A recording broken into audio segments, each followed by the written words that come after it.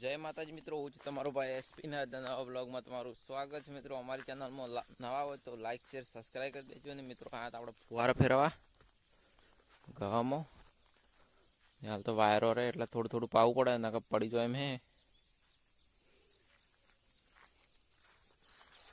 આપણે મકાઈ આવી ગઈ, બબે આયા હિન્દી જા આવી રહ્યા હતા ને।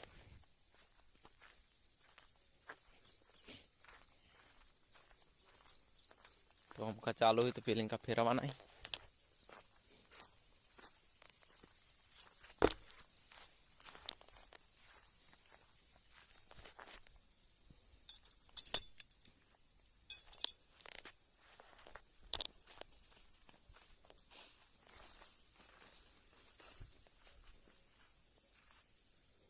तो આપણે वो चालू हुई तो फेरवाना है ऊपर।